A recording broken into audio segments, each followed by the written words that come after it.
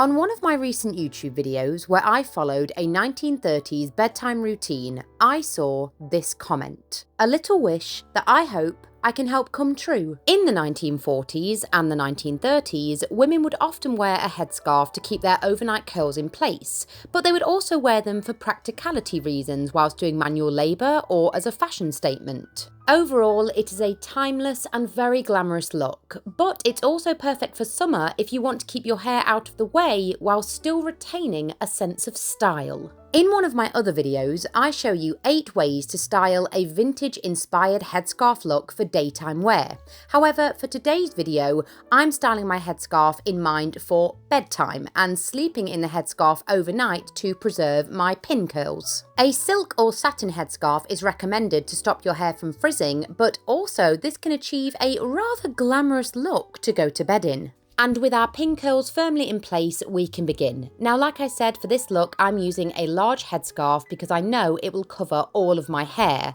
But women in the 40s would also use a normal scarf, but that would be for a more daytime look because the back of their hair would be left exposed. So I'm grabbing this very pretty, quite large and what I believe to be satin headscarf. And what I'm going to do is fold it into a triangle shape.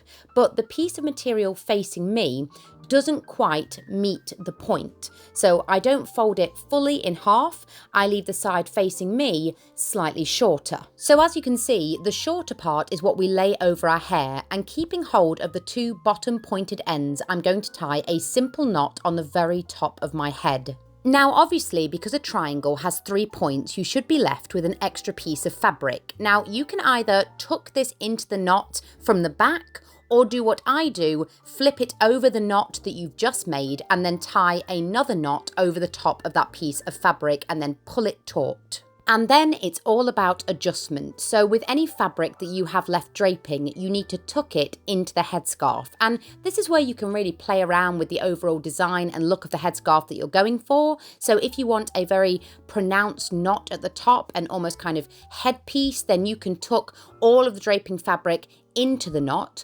Or if you want a more rounded look, you can do what I'm doing and just tuck it in at the sides. And this is why for your first time, I'd probably recommend using quite a large piece of material because it makes this entire process a little bit easier. But just to show you that you can achieve the same look with a slightly smaller headscarf, we're doing the exact same thing. So we've brought it around our head after getting it into that sort of triangle shape. We're tying a knot at the very top of my head. And then with that loose piece of extra fabric, we're going to flip that over the knot we've just tied and then tie again over the top. As you can see, there's a lot of adjustment needed, so just take your time. And you're probably worried that with these kind of silk and satin materials that they're liable to slip off your head, particularly when you're asleep.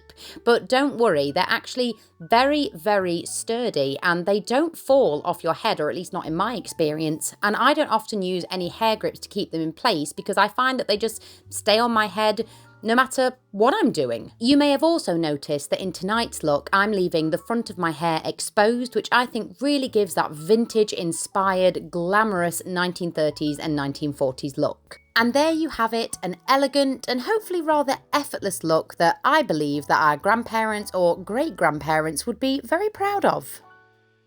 I hope that was helpful, so let me know in the comments if you think you'd be trying this look either for daytime or perhaps to go to bed in.